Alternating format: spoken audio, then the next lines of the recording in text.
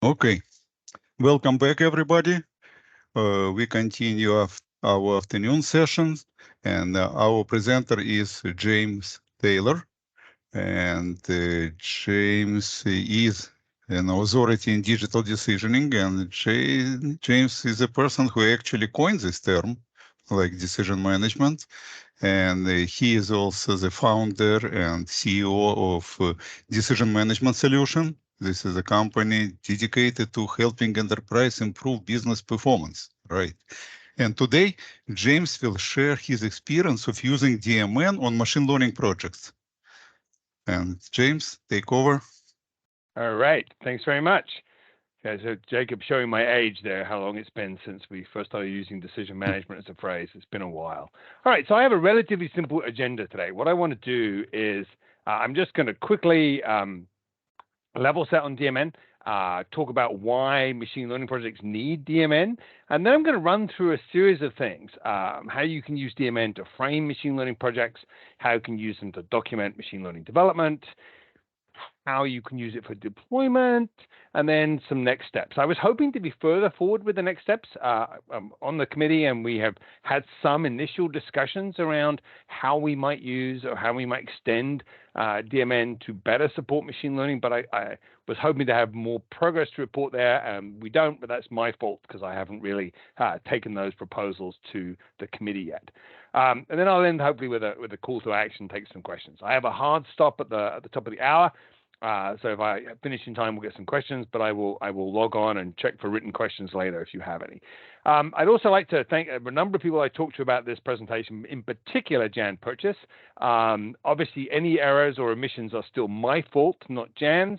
I can't throw him under the bus. He's been very patient trying to explain how machine learning people talk about some of this phraseology. So that's the agenda. I'm going to go ahead and get started. And I wanted to start just by quickly level setting with DMN. I realize almost everybody on here has heard of DMN and they know what DMN is and what it's for, but I just want to make sure a couple of things here, right? One of the real powers of DMN is how simple it is to represent even very complex decisions. We often tell our customers, look, it's 3 shapes and 2 lines. If you know what they do, you can describe a decision model. You can read a decision model and see what it's telling you. And this makes it tremendously easy to involve a very wide group of people. You can get all sorts of people to see a model. You can have people turn up and read a decision model, and you can get this really incredible richness to the conversations around DMN. And this is a very powerful thing. Regardless of what else you do with it, using it in this way as a bridge between what the business people think their decision making is and what the folks who are going to implement it need them to explain so that you can make an implementation work is tremendously powerful. And this simplicity, and yet the sort of the way you can use it makes it possible to do very detailed decomposition, makes it possible to normalize the logic in your systems. You can visualize and effectively discuss your decision making in ways that many of the folks we talk to who have 20 years experience in these decisions have never managed to do before. You can create a real sense of what you really require, what you need to know, often halving the amount of data that people think they need for a decision by being clear what's required versus what merely happens to be available because of the sequence. And perhaps more than anything, you create truly reusable decisions. We've all done a lot of work, many of us on the call, I'm sure, have done a lot of work with rules. We know how hard it is to create reusable rules, and it turns out to be dramatically easier to build reusable decisions and to make them work. So all of these things are great reasons for using DMN. And I wanted to use it to show, here's an example of a DMN model, but done for a machine learning project. So this was a group of students working on a machine learning project, and they built a decision model to explain what they were up to. There's a decision they've got to make, which is, should we hold or sell a particular distressed mortgage? That decision breaks down into pieces. Well, how profitable would it be to sell it? Is it distressed or not? What's the likely performance of this loan if we keep it, and how much equity is involved in the loan? How much home equity is there still left in the mortgage? And taken together, those 4 sub-decisions, that decomposition enables me to decide if I'm going to hold or sell the mortgage. Obviously, this is very powerful because this lets you see how the pieces break down. It lets you track exactly what data is needed. So the data that has to flow into the decision-making context in order to make the decision enables you to track exactly what information is required, which piece of input data or which sub-decision is required to make each decision. And it also lets you track things like policies, regulations, expertise, things that matter to the decision-making as knowledge sources and tie those together. So you can use these very simple diagramming elements to build very robust, very insightful diagrams. So enough of a sort of marketing pitch for DMN, which is all that was. Let's talk about machine learning projects. So why would machine learning projects need DMN? What is it about a machine learning project that says, hey, you're using machine learning, you're trying to apply machine learning or AI to your projects, you should use DMN? Well, why? Well, fundamentally, because machine learning projects go wrong a lot. In fact, a survey done just a little bit more than a year ago on KD Nuggets, so the sort of home of machine learning and analytical types, they said, well, let's look at the projects you do.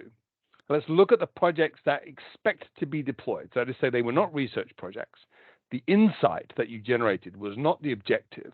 The idea was to come up with some kind of machine learning model that could then be deployed into production and used in a production context. What percentage of those models, the ones you intended to deploy, are actually making it to deployment? And what you can see here is that in most companies, nearly like 60% of companies, well over 80%, they said 80% don't make it into production. So what this says is that most companies have an 80% failure rate in machine learning projects, 80%. They're basically burning money. They're piling their money up, spending it on machine learning, and wasting every penny of it. Now, this year's Machine Learning Week, there was another follow-up survey, and the numbers had improved a little. The total percentage of people making it had perhaps risen into the 30% or something. But one of the interesting stats out of this year's numbers was that even where you are replacing an existing machine learning model, sorry, I don't know why it jumped forward there. Someone must have pressed the button. It wasn't me. Even when you are redeploying an existing machine learning model, you still get only about a 60% success rate. So you can't even replace old models with new ones reliably. So why? Well, there were three big reasons that drove failure in order in this study. And this seems to match our sort of qualitative conversations around it too. Hurdles in integrating the model into existing operations. So it's just too hard to get it to work in production. Secondly, that the changes that this required to take advantage of it, they can't get decision makers to approve it. They just don't want to do it. They won't go as far as saying, sure, we can use the machine learning project. They were the biggest two. And then the third one is the model performance is not considered good enough. And people always say, oh, that means the data is no good. Well, maybe, but as we'll see that there are other problems as well. So if these are the three big problems, we can't figure out how to integrate and implement it. We can't get decision makers to agree to use the machine learning model. And one of the reasons we can't get it is because they don't think the model performs well enough. How does DMN help? Why, therefore, should they use DMN? Well, first of all, DMN models, a description of the decision helps you see exactly how you're going to operationalize the machine learning. This is perhaps the best use case for DMN. You can say you operationalize a machine learning model by making a decision with it. A DMN model is a description of a decision, so it shows you exactly how it can be integrated. The second thing is by having a decision model before and after, you can show what decision making will have to change and how that will work and what that looks like. So you can do it before and after. You can visually compare a decision model without the machine learning with one with it, and so on. And then lastly, our experience is that the model performance needed is often quite different. Once you have a strong context for a machine learning model, you often don't need as high a percentage accuracy as people think you do. And one of my sort of rules of thumb is if a business owner says, I need 99 or 95% accuracy in a machine learning model, it's just a polite way of telling you to go away and don't come back. It means they don't think you understand their problem well enough. And so they're asking for an outrageous accuracy so that you will go away. And so we need to change this conversation. All of this means understanding the decision-making context better. So we believe that DMN has tremendous value for these machine learning projects. Because it really helps you sort of succeed. And there's a number of ways this is true, right? Machine learning projects are not about generating insight. They're about changing operational behavior. They're about changing the way you behave, the way you decide. Obviously, a decision model is a great tool for that. It's not about how accurate your model is. It's about what business value you create. Think about a decision model. The decision model is tied to a set of business KPIs. If I can improve that decision making, I can move that business value needle forward. I can tie my analytics to my decision making to my business value, and I can show that I'm creating business value. And I can do this over and over again, right? One of the things about machine learning projects is they can be a little bit custom, a little bit too, if you were in politics, you say inside the beltway, a little bit too focused on their own terminology. And decision models help you broaden that conversation, right? You start talking to everybody about how this might work. And then lastly, you have to do this a lot. And so the reality is you need a repeatable model, a repeatable way to succeed in all of this. And this turns out to be something that's just hard to do. It's just machine learning models and machine learning projects have not really figured this out, and this is therefore a challenge. Now, the good news in all of this is that the machine learning industry is working on solutions to this, right? You see research papers, McKinsey, MIT Sloan, where people start saying, look, the challenge with analytics here is that people aren't thinking about the decision making enough. They're not focused on the right problem. They're not tying this great machine learning investment they've got into their business value very well. You start to see some books starting to come out. Eric Siegel has a new book coming out next year, and it's really all about, well, how do you rethink the process of defining and operating and running a machine learning project so that you can succeed with it? How do you do that? And a lot of that is about thinking more clearly, more strongly about the decision-making context and about how you will ultimately operationalize this so that you can be successful. And focus less on how cute is my model, how accurate is my data, how precise can I make the model, and more on the so what. What am I going to do to make all of this work? Now, this is all good, right? Obviously, this is a good focus, and we're happy to see this focus, but there are, in fact, no standards. Right? There's no standard way of doing things. All the standards that exist in machine learning, and there aren't many, are all very technical. They're all focused on interchange and sort of deployment, but they're not really focused on this sort of requirements, description, business-focused piece of this. And that's a challenge. Now, if there are no standards in the machine learning industry, then the question becomes, well, if not us, the community that supports decision modeling and DMN, who's going to do this? Well, it'll be done in a more technical way. It'll be done in a more data-focused way. And it really, really needs to be done in a decision-focused way. So hence this presentation. I want to hopefully persuade you that DMN is a great technology, a great technique for machine learning projects and should totally be used on every machine learning project. I'm going to walk through what that looks like and then what some of the open issues are and some of the questions are. Before I do that, I'm just going to pause for a second just to see if I've got any questions coming in. Nope, I can't. Unfortunately, in order to present, I can't see the questions right while I'm presenting. So you'll have to just bear with me when I check. I will tell you if there are questions. You got, all right. Well, I'll pause at each one as well. All right. So let's talk about decision modeling for machine learning projects today. Let's talk about what it is. So this is, for those of you who are old like me, this is CRISP-DM, the cross-industry standard process for data mining. It is so old, it still calls it data mining. It is still the most widely used framework for machine learning projects, methodology, if you like. It is the one that people like Eric Siegel are trying to update to be more focused on machine learning and AI.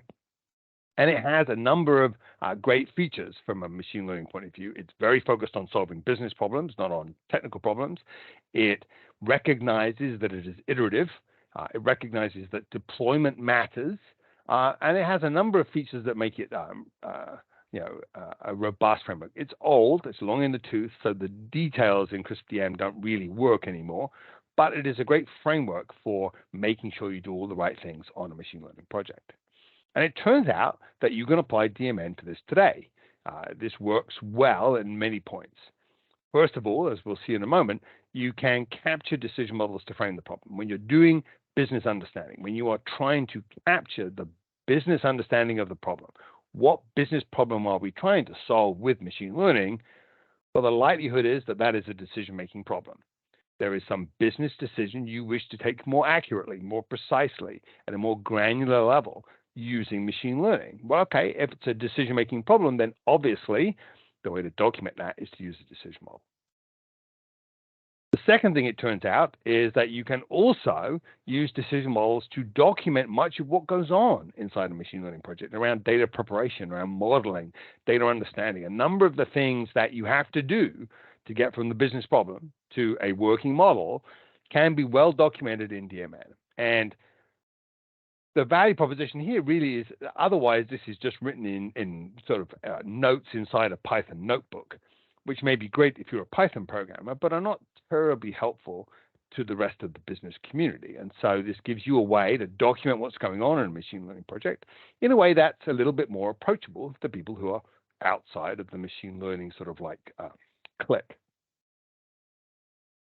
The third thing it lets you do, and in many ways I think this is one of the most important, is it lets you support evaluation. Now, evaluation in CrisDM is perhaps the most misunderstood phase.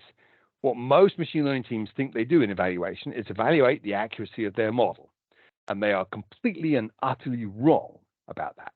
Modeling as a phase includes the assessment of how accurate your model is. Evaluation is meant to be an evaluation of your model against the business problem you set out to solve. It's not about how accurate the model is. It's about whether you can use that model to solve that business problem or not. Well, it turns out that's really hard to do if you don't know what the decision that you're trying to influence is. And if you have a decision model and you've built that decision model up as part of this exercise, then it's much easier to go back and look at the decision model and look at the machine learning model you built and said, if I put that machine learning model into the context of that decision, can I, in fact, improve the quality of my decision making in a way that makes sense or not? That turns out to be a much easier proposition if you have a decision model. And then lastly, of course, there is to some extent an ability to put machine learning models into a deployment context by using a decision model. Now, as we'll see, there's a limit to some of that, but the basic context is easy to capture. It's easy to say, here's my machine learning model, here are all the rules and regulations and policies and best practices that wrap around that. I'm going to build a decision model to implement all of those things so that I have a clear representation of the rest of the problem, not just the machine learning piece. So I'm going to talk through these different areas, and we'll see hopefully that some of them work really well today with DMN out of the box, as it were, and others are a little bit more problematic, and we'll talk about that. Again, if you have a question now, or if you want a little bit more detail on CrisDM, go ahead and say so, but otherwise I'll go ahead and continue. Right. Silence is consent. Yeah. All right. So let's talk about the first use of this, decision modeling for framing. This is a great tool for decision modeling, right? We have done some really good examples of this. We've talked to other people about it. We show it to people who do machine learning projects. And over again, we get, okay, this would be a great way to do this piece of the puzzle. To say, in order to do a machine learning project, I have to understand what business decision we're going to make differently. How are we going to decide differently? What are we going to do differently? And how, in that context, will the analytic, the machine learning I'm proposing to do, actually help? What would that look like? How accurate would it have to be in order for me to change that decision making? How would it be used? What else is going on? What are the guide rails or constraints on how I might use machine learning and AI in this context? All of these things can be modeled and documented in decision models. And it works great whether you do a very high level, very simple model, just a sketch on a whiteboard or a very simple tooling discussion to capture the intent. What I hear from you is that you want to improve this decision using machine learning. Today, you decided in this kind of way with these kind of pieces, and we think we can use machine learning to replace this piece or enhance that piece. Is that what everybody agrees to? That ability just to do that, which takes very, very little time, is tremendously helpful for a lot of machine learning projects. We have seen a number that really stopped themselves going off the rails just by doing that. One of the best examples we had was a project at a large manufacturer. They were about to invest in a very large, complex machine learning effort to predict the likely value of a particular lead so they could route it correctly. And someone who knew decision modeling sat down with them and said, okay, so what decision are we going to make differently? Well, we're going to route the lead differently depending on what we predict it to be. What are our options in that case? Well, it turns out there were only three. They could send it to the outside sales team, who only pursued really big, expensive leads. They could send it to the inside sales team, who pursued smaller leads. Or they could send it to the marketing department, who did basically sort of partner and very low-value leads. And so the analytics team went, wait, there are only three buckets. So we don't actually need to predict the absolute dollar value. No one cares what we think the absolute dollar value is. They just think if we think it's big enough to go in bucket A, big enough to go in bucket B, or so small it goes in bucket C. Well, that turns out to be a dramatically easier machine learning problem to solve than trying to predict how large the lead was. And really, no one cared how big they thought the lead was. They just wanted them to route it to the right group. And so that kind of basic framing can make a huge difference to how much money you spend and how much money you waste in machine learning. And to illustrate this, I went through this exercise for a training class that I gave, and I want to show you a couple of examples. So many years ago, I got a call from someone, and he said, did decision management solutions build churn models? A churn model is a model that predicts how likely someone is to cancel a service. And I said, well, yes, we can certainly build churn models. Help me understand what decision you're going to make with it, because that's how I think about the problem. And he said, well, I run the save queue, he said. And my team's job is to stop people who are trying to cancel their service from canceling it, and we're not saving enough people, so we have a churn problem. And I said, that's it, that you just run the save queue. He said, yes. And I said, well, in that case, I can give you a free churn model. And he said, you can? That would be great. I said, yes, churn equals 1. Because everyone you're talking to has already said they want to cancel their service. Therefore, by definition, they have a 100% risk of churn. So you don't need a churn model because you're already only talking to people who've said they want to cancel. What you need are models to help you retain them. It's much too late for a churn model to be helpful. So to illustrate that, here are two different decision models for two different approaches to retaining customers. So here's the first one. So this is a preventative approach. So in this particular case, we say every month we're going to see who's got renewals coming up. We're going to predict which ones are likely to quit on us, and then we're going to make proactive offers to some subset of them to try and stop them from canceling. And you can see that I have a number of decisions in this model. I need to know who's got an eligible renewal coming up. This is a particularly slow-moving marketing department based on a real customer we talked to who needed basically 9 months' notice because it took them so long to pull the batch and run the things and get the printing done and get it in the mail and get it to you in time to stop you from churning.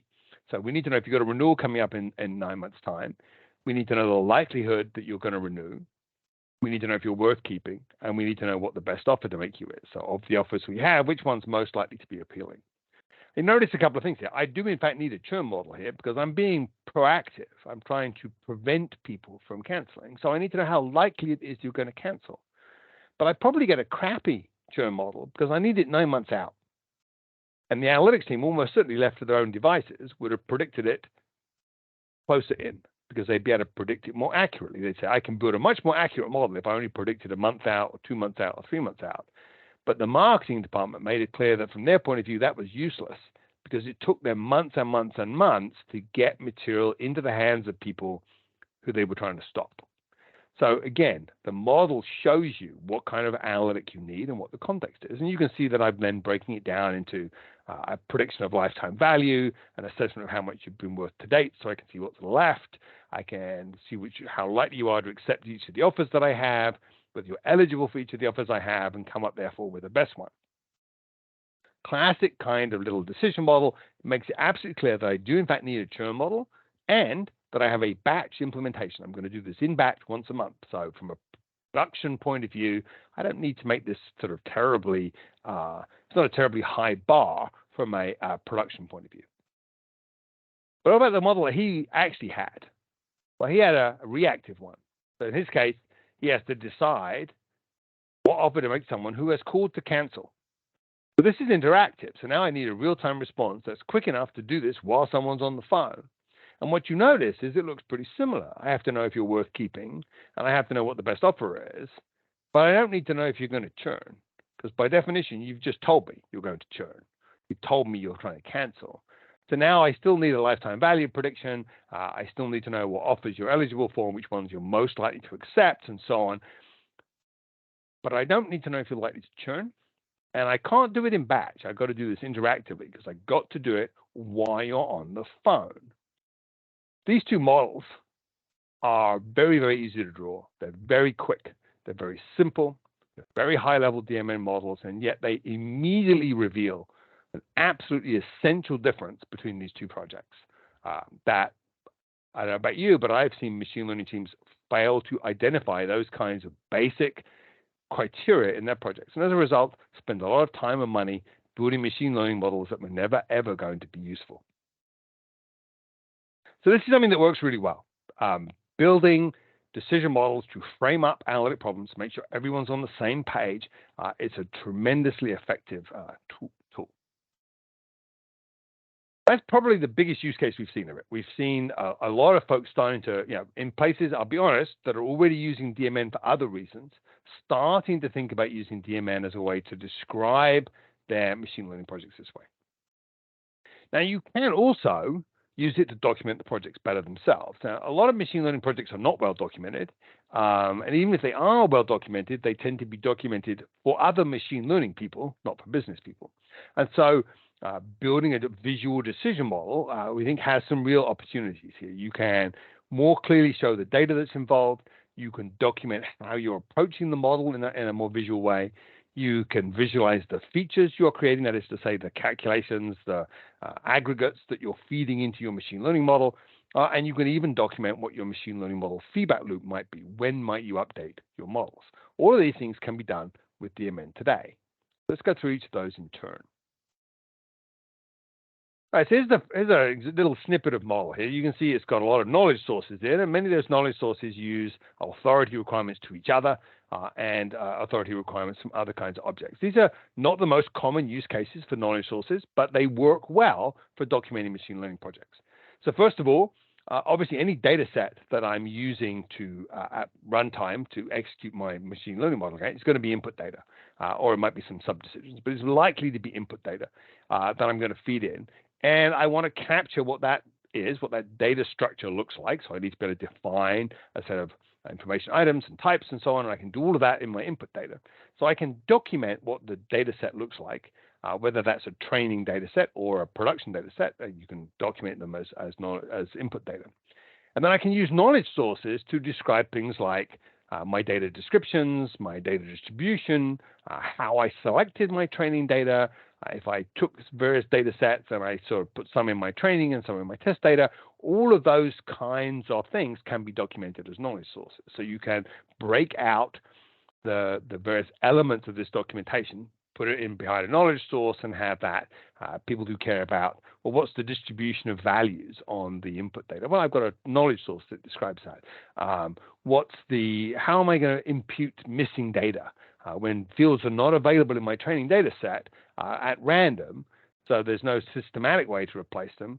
Am I going to use an average? Am I going to use a mean? What am I going to do? Well, all that kind of stuff can be documented using knowledge sources. What you're really doing here is breaking out what would otherwise be one great big long document and breaking it up into pieces and tying it to the bits of the model that make most difference. Now, I can also document the approach I took. So I can put a knowledge source in for the project itself, and that's pretty typical. There's a decision in the model, which is to calculate the score, in this case, the likelihood to churn at the next renewal. And then I can say, well, I'm going to describe that project that I came up with, that model with, using a knowledge source. So that project, the 9-month churn model project, is a knowledge source that influences my decision. And then I can use these other knowledge sources to capture, well, what kind of model did I end up using, and how did that work? What's the historical data creation approach that I use? What's the missing data imputation? All those things can be captured as knowledge sources and tied to that project. And this enables you to, if you reuse things, and often the same data set turns up in lots of places, the same data distributions turn up in lots of places, you might use the same approach to different models. Again, you can reuse these things because obviously it's a DMN diagram. So all of these things are views onto an underlying graph. And so you can say, well, show me all the models I have that use this particular modeling approach. Show me all the models I built that use this data set. So here's the customer retention trading data set. I can look at these different knowledge sources. I can see what's being impacted. I can start to trace the impact. And when someone says, hey, if we got better quality data about customers and customer retention, we can improve all these models, I would know which models could be improved because I would have a link to them from my knowledge, from my data set. This, again, all works today, right? Knowledge source hierarchies are a very powerful thing. They're not common in decision models, but they do work, and they enable you to tie these things together and say, this data set influences this knowledge source influences this knowledge source influences this decision, and so on. So you can tie these into a real graph. The third thing you can do is capture features. Now, features are an interesting piece of machine learning. If you're not familiar with machine learning projects, one of the things that goes on is feature creation. So I typically don't feed raw data about customers into my machine learning models. I figure things out about my customers and use those in my machine learning models. So a classic example would be your credit bureau data, where your credit bureau data has all your accounts and how often you've missed a payment, whether you made the last end payments or missed a payment, or whether you were late and so on, how many days late you were. But what the machine learning model cares about is things like how many times in the last 90 days have you been more than 30 days late? Well, that's a number, but it's calculated from that data set. That's a feature or an aggregate. It's something that you derive from the raw data to come up with something that might be predictive in a predictive model. Often there are lots of values for a given feature. So take that example. I might say, well, how many times have you been 30, 60, 90, or 120 days late in the last 120, 180, 240, 360 days? Well, that's 16 features, 16 values, right? Because it's a 4x4 grid. So often these features create lots of values. Sometimes they don't. Sometimes they only create one. But often they create many. And it's often common to pass through, even if you have data about a customer that you're going to use vanilla as is in the context of your machine learning model, it's not unusual in Python code to create a feature that just passes it through so that you've got a place to do things like missing value calculations and so on. So one of the things this means is that in DMN terms, you can build a set of decisions that decide what your features are. Perfectly good use of a decision. It is a decision. You've got a set of inputs. You decide a set of outputs. They're a little bit unusual because many DMN decisions only have one output, and these are going to have many often. But you can create a set of decisions that show how you take the input data or other decisions that are available to you at runtime and turn them into the features that your model needs. It enables you to document not just what your features are, but where you're going to calculate them at runtime, what your MLOps pipeline is going to look like, what it's going to have to do to make this data work. So it's a very powerful way of capturing your features and breaking it out so that instead of just being a block of Python code, you can say there's 10 kinds of features that I'm going to generate. Here's what they all look like, and I can describe each one separately. And again, I can tie them to the knowledge sources that describe things like missing value creation or feature distributions.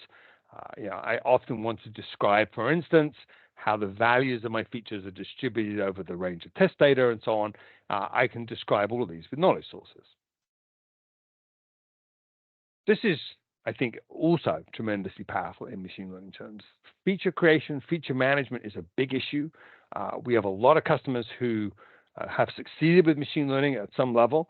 And as they start to scale, the real issue is, how do I manage all these features as I scale? What does that look like? How do I do that? And that becomes something you can document very readily here with DMN. You can also capture retraining because you have a knowledge source, that is the thing that represents your project. You can decide if retraining is appropriate, and that retraining decision can take the models you produce, the likelihoods that you calculated, along with other decisions that might happen later and other data you might have, and say, when does it make sense to retrain this model? I can document key performance indicators that tell me that decision impacts that key performance indicator. I can start to document how and when I might retrain that model. Particularly for business users who are uncomfortable with models, being able to see that documented in one place is potentially useful. I would say this feels like it's got legs in the long run, but in the short term, this doesn't feel, to me at least, as compelling as some of the other pieces. It works just fine, but it is often a little bit separate from the discussions around the rest of it. The data, the knowledge sources, the distributions of data, the features, all these things are really far more valuable in my experience.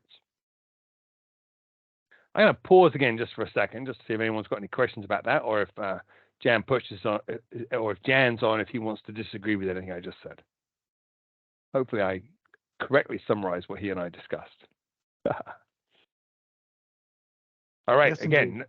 Oh, okay, good. That's good, right? This is like I pay him well to say that, right? That was like, you know, your bribe is in the mail. All right, so let's get. So these are two really good use cases. Framing up the problem, absolutely no question in my mind. Every machine learning project should be doing it. They should be using DMN to describe the business problem they are trying to solve. If they're not using it, they're just doing it wrong.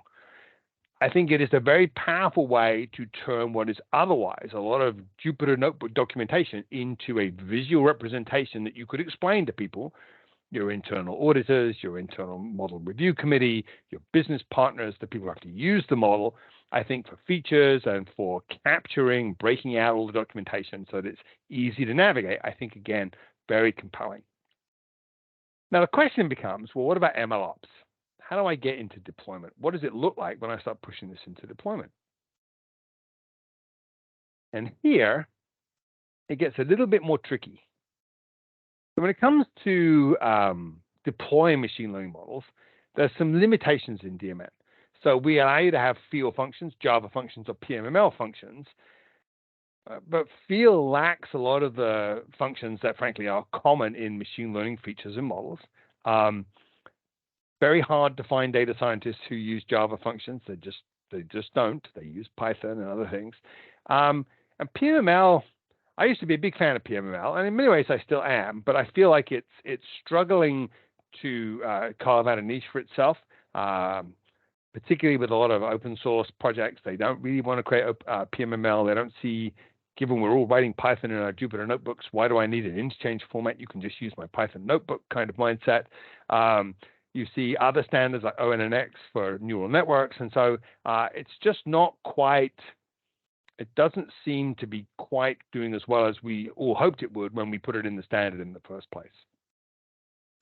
Because of these challenges, that means that even if I start adding BKMs, decision services, and so on to my models, I start adding that level of executable level to my models, I'm not really going to get to the point where I've got a true MLOps description in my DMN model.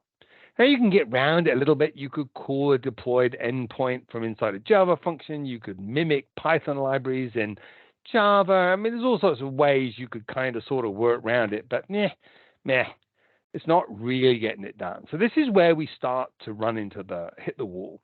And the problem, of course, is that while those of us who are focused on business problems would say, hey, solving the business problem, getting the business focus right, documenting it so that people will believe you and use the model, these things are tremendously valuable. Of course, what MLOps teams think is valuable is MLOps, right? They want to deploy it. They think that the only problem is they can't get it to run.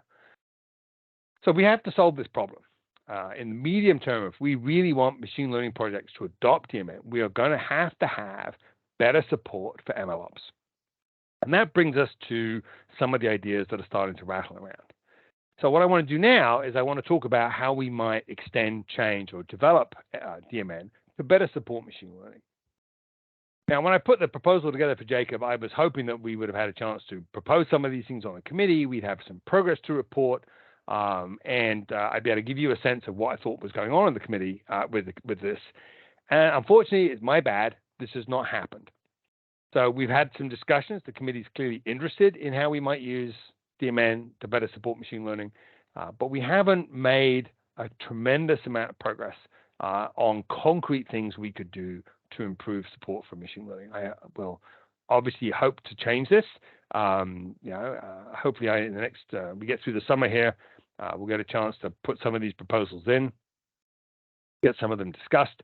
And as you'll see, there are some other opportunities for influencing how we might do this, other ways we might pilot some of these things without necessarily having to add them to the standard in the first place. So I have 3 slides, 3 groups of things that I want to suggest as possible adds and changes to the standard to try and improve this. And these are not necessarily in priority order, they're just in sort of three buckets. So the first is to better support the most common deployment mechanism for this. And the most common deployment mechanism for machine learning models in most customers these days is a REST endpoint. They take the machine learning model, they deploy it as a REST endpoint, they announce it as a REST endpoint, and everybody else is supposed to call it. And a lot of machine learning teams can get to that point and then they declare victory because they say, hey, I've deployed it as an endpoint. It's not my fault if you're too stupid to use it. Now, we have to meet them where they're at to some extent, right? So one of the discussions that is ongoing on the committee is, should we allow you to have a REST API for a function? So essentially be able to point a function at a REST endpoint and say, this is implemented like this. This would let you point a function, a BKM, or at a machine learning endpoint, and would probably be useful for other things, but it has risks, right? Obviously, one of the challenges is we don't know that this REST endpoint is stateless and side effect free, and DMN is supposed to be stateless and side effect free. So every time we do something like this, we run a risk that you might call something that's not stateless and not side effect free, and we have no way to validate that. This bothers us all on the committee. We every year we add a few more things where they increase the risk that you'll not be stateless and side effect free. But in reality, it's probably hard for us to avoid this. So I think this is one of the things I think we're going to have to do. And I think there is some interest in making this available. There are some other use cases for it besides machine learning. So I think we'll see this at some point soon. There is another discussion going on that sort of tracks with it a little bit, which is to describe a gray box decision service. Today, if I want to describe a decision service in DMN, really a decision service has to describe is a way of encapsulating an executable model as a decision service.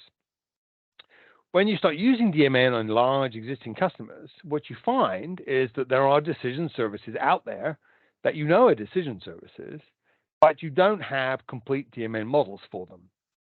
And it turns out it would be enormously helpful if you could draw a partial DMN model for a decision service. You could say, here's a decision service. I know it's a decision service. This is the decision that's being invoked. I know it's got at least these sub-decisions in, though I'm pretty sure that's not a complete set. I'm not entirely sure how some of those decisions work yet.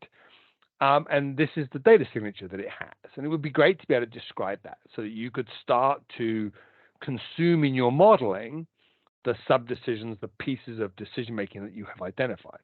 Now, obviously, I can use the whole decision service as an invocable. I can say, here's a decision.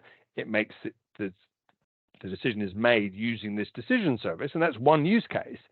But when I have these decision services that I'm perhaps reverse engineering, or I'm gradually getting understanding of, or that perhaps are provided by a third party that doesn't want to tell me everything that's going on inside the decision service, it's often tremendously helpful to be able to model partial models, to build a gray box that describes this decision service in part. And so this is another thread that's ongoing. So there is a proposal in that this one is actually actively being discussed. It's not, we haven't discussed it yet, but a couple of us have put our heads together. We've come up with some ideas. And I'm hopeful that we'll come up with some way to make this work as well. And what's interesting about these two is if you use them together, what this enables you to do is it lets the machine learning team say, this is what we've deployed as an endpoint. And it probably is the model itself, the ML model itself, a decision, plus all the feature creation, or much of the feature creation that goes on. So all those decisions that represent features, all packaged up into this Python executable that's deployed as a machine learning endpoint. And you'd be able to model that. You'd be able to say, there's this decision service, it's an endpoint, and it's got these pieces in, which are the features and functions, the documentation that I have, but I'm going to treat it pretty much as a black box, just function from the point of view of invoking it. But you'd be able to see that, capture that documentation, draw that boundary around that Python code. So you'd still be able to meet the machine learning team where they're at, let them deploy their Python code, but capture that documentation, show it as a decision service, show where it's being consumed inside your environment. So these two things together would basically allow you to take the documentation element of this and the documentation of the decision that consumes the machine learning and tie them to a deployed machine learning endpoint in a very effective way. So that, I think, is those two discussions are both ongoing. I think there's at least a fighting chance that both of those will get approved by the committee, and I think both of these would enable us to offer a little bit more when it comes to deployment to the machine learning team, at least to bring them inside the, bring them onto the same canvas. Now, there's also a set of things we could do to improve the documentation. While knowledge source hierarchies and these sort of knowledge sources influencing knowledge sources are a very powerful technique, knowledge sources are frankly a bit dull. They're basically just a thing with no data. And as you start using it for all these different purposes, you start realizing that there's all these different kinds of knowledge sources, all these different properties. What you want to say about a knowledge source when it's a policy or a regulation is not what you want to say about it when it's a knowledge source describing how you impute missing values, or how you describe how you selected a training data set, or how you document a machine learning project. And so one of the interesting possibilities here is, would it be possible to define templates for knowledge sources, to essentially say there's a knowledge source type or a knowledge source template, to say if you are asserting that this knowledge source is of type X, then there's a set of fields, a set of properties that we expect you to document, and to describe that in some useful way. This is an interesting one. It's not clear whether there is a finite set of these templates that we could define, if we should just use the extension mechanism to do this that already exists, or if we should create an object that is a knowledge source template and just let you create as many instances of knowledge source template as you want, and just use that to essentially structure what is otherwise a text box. Various ways to do this, but this idea of essentially categorizing and managing knowledge sources differently depending on what kind of knowledge source they are is, I think, an intriguing one. My guess would be that we won't touch this one yet on the committee, but I think we will be looking for people to try various ways to make this work, using extension properties, using sort of standard tooling, and see if there's some ways we could standardize this moving forward. Related to this is this whole issue of decision types. What's interesting when you start building these models, I mean, when we build requirements models, one of the nice things about decision models is that all decisions look the same. So a decision I'm going to leave a human making, a decision I'm going to write as rules, and a decision I'm going to make using an AI algorithm all look like the same thing. And this really detoxes the whole, you're trying to take my job away, you're trying to replace me with an AI, all of that stuff goes away because everybody's decisions all look the same. That's a tremendously powerful thing. When you start getting into the deployment end of this, the machine learning teams will be less excited because it's not obvious what's a machine learning model on your diagram or what's a human input. And so there is an ongoing discussion about whether we want to provide some typing mechanism for decision types. You see this in a number of tools already, often categorizing the kind of logic behind a decision. The other attempts to say, is it automated or manual, and various sort of broad classifications. And again, not obvious how best to do this. I think a lot of us feel like once you start including human decisions, essentially rules-based decisions, machine learning and AI-based decisions, feature creation, and they're all decisions, that sometimes it would be useful to be able to like color code them or have an icon or something so that it was clear which bit was which, even if at other times you didn't want to do that. So again, this is another one of those ones where it's not obvious to me what the right way to do it is. And so I suspect the committee's point of view will be that this is a good thing for people to play with. And let's see if we can find a compelling way to do this. There are some good extension mechanisms and so on. So this, again, is something that would make it easier for a machine learning team to say, here's the whole decision, here's all the stuff the rules guys are doing, here's the stuff the business people are doing. We own this bit here. This is how we do it. So And then once you start thinking about diagrams and all this content, one of the things that becomes clear is we've got to put the KPIs on the diagrams. It's nice to have the key performance indicators. It's nice to have them be tied to decisions. They really need to show up on the diagrams. They need a visual icon, a visual representation. And they probably need a little bit more structure, if I'm honest. We need better sense of how we describe them. We need perhaps some other properties for them. We need to think about how they're going to be monitored and tracked. And we need these things partly because they would be a good idea for KPIs in general, but in particular because if we're going to use them to track things like model accuracy and retraining metrics, then we're going to need a little bit more structure to them. The challenge here, of course, is other standards that exist, like the business motivation model, where some of the kinds of things we're talking about might be regarded as already part of that standard. So again, not clear to me exactly how we might approach this, but I think at least some basic information, at least getting them displayed on the diagrams, at least thinking perhaps a little bit about how they can be structured or hierarchical and how they can influence each other. I think both of those are things we might well attempt to do. Now, the third chunk of this is perhaps the least well-defined on my part, and my apologies for this. This is really about accepting the reality of how machine learning is done. Machine learning is done overwhelmingly in Python today, and so we want to represent machine learning models and the features that go into them as an executable decision model. We've got to do one of a couple of things. We've either got to add a bunch of functions to feel for things like, if you don't know what any of these words mean, you'll have to ask Jan, because I don't know what they mean either. Scaling, discretization, embedding, prompt manipulation, all these kinds of things that go into features would need to be supported by feel so that I could execute them as feel. Or I need to have support for Python, which means both mapping my Python types in, but allowing access to Python and Python libraries in the same way that I allow you perhaps have access to Java. Again, there are some discussions that have happened around making it possible to use a variety of different execution languages with DMN, separating that a little bit so it's easier to sort of replace logic with a different execution language. Not obvious how hard or easy it would be to make Python part of that, but clearly we need something in there to make it possible to map a decision model onto the Python that's really being used by machine learning teams. I don't think this is going to happen anytime soon. I think this is a bigger issue. When we talked about expression languages and this kind of stuff before in the committee, there's a definite sense that this might be a sort of DMN 2.0, not a DMN 1.x kind of feature.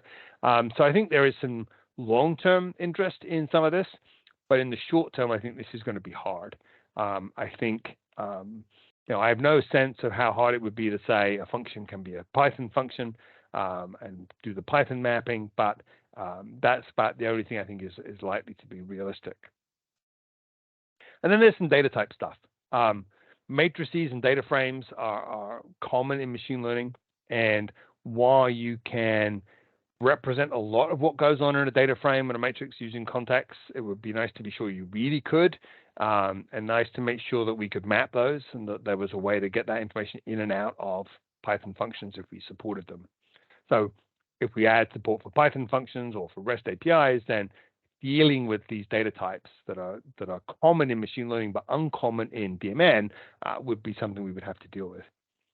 And on that topic, it starts to be interesting to say, well, what about image and video and audio? More and more machine learning functions are applied to these artifacts.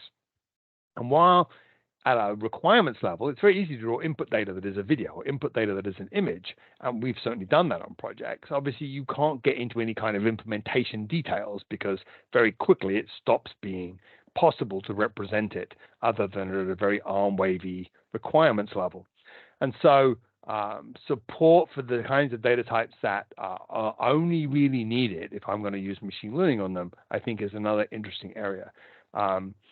Again, no real sense of how hard this is to do or how urgent it is. My sense is that I think we would probably try and figure out some way to better access Python in the context of DMN models, and then we would do whatever was necessary on the data types to make that work for Python, and then we would defer everything else, all the sort of any new data types or extensions to existing data types, until we had sort of got the Python integration working. Because I think Python is the 300-pound gorilla here. This is that getting it to work, getting Python to be part of the conversation, I think is critical.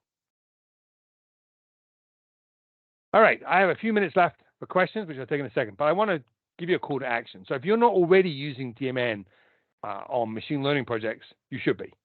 It is a tremendously effective way to do business understanding, persuading machine learning teams to build simple decision models of the decision they think they are trying to influence with their machine learning is incredibly valuable. Literally, can save people huge amounts of time and effort and get them focused on solving the right problem. I think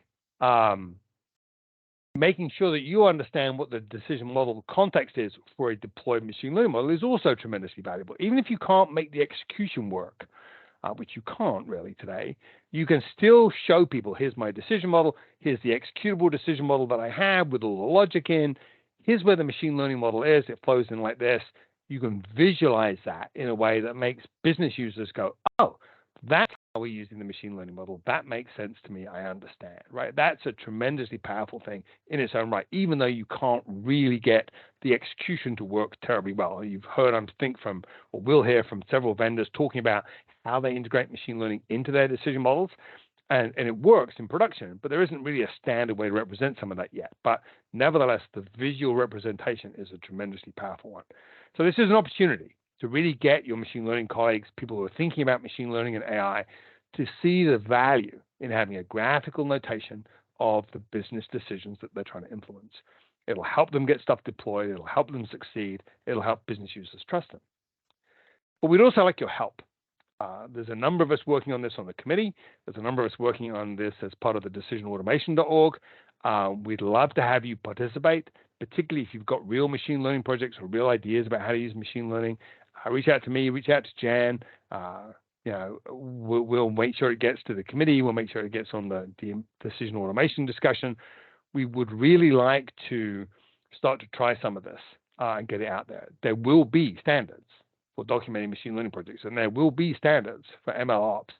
And frankly, there's absolutely no reason why that shouldn't be DMN. And so hopefully we can all pull together and we can make that happen. And with that, I'll pause. I got a couple of minutes of questions. Jacob, any questions? Yes, we have 2 questions, at least now. Right.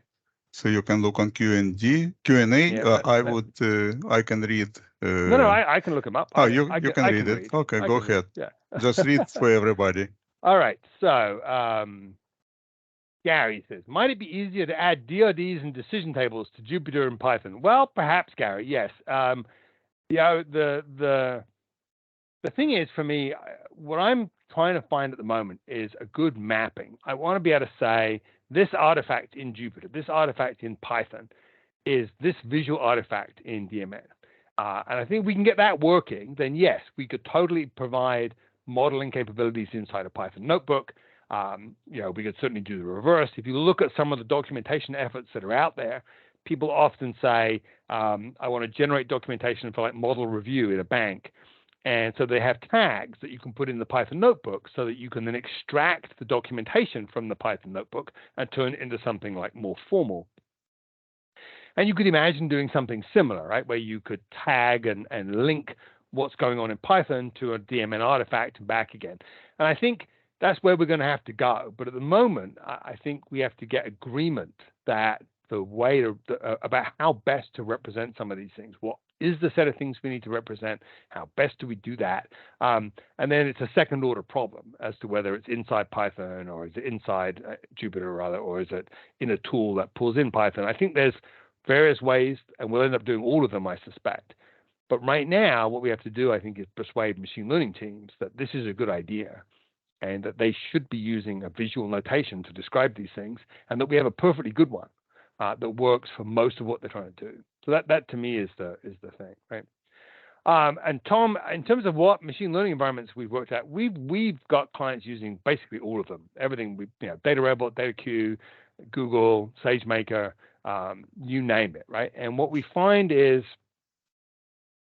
But they almost all do one of two things. They either fail to get things deployed, or if they do get them deployed, what they've really done is build several models, glue them together with Python code or whatever the code environment is of their target environment, and deploy that as a service. Now, obviously, in our vernacular, that's a decision service. And what they've done is they've taken several machine learning models and glued them together with rules, but they pretend it's all one big happy machine learning model.